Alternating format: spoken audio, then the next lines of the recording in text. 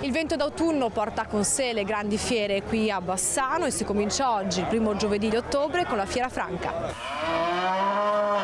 Ed è così che Viale De Gasperi si trasforma ancora una volta in una fattoria a cielo aperto.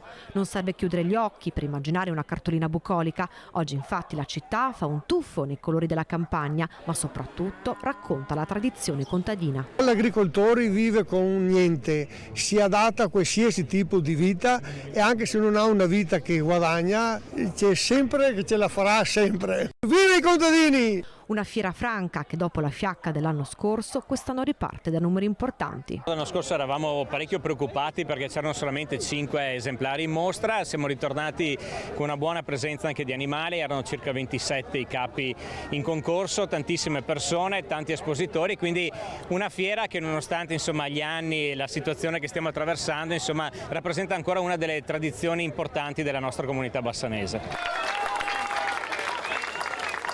Protagonisti di questa mattinata i mandriani con i loro cappelli e bastoni ricurvi, ma anche loro i curiosi, le tantissime famiglie con i bambini, ma soprattutto loro, gli animali. Sì, perché anche questa edizione della fiera ha eletto il suo bue più bello, il bue grasso, che quest'anno risponde al nome di Vittorio. È un vitellone di 2 anni, intero, è un incrocio tra un frisone e una piemontese. Ma te l'aspettavi questo premio così importante con Vittorio? No, non me lo aspettavo. Credevo di prendere un secondo, ma non il primo.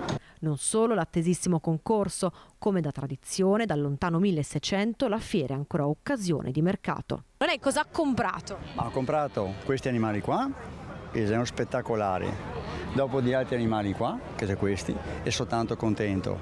Mi porta sempre tanta fortuna e continua a fare fortuna e basta. E forse oggi questa fiera franca assume un significato ancora più importante, un punto da dove ripartire. Questa è una frase che mia nonna mi ha dita.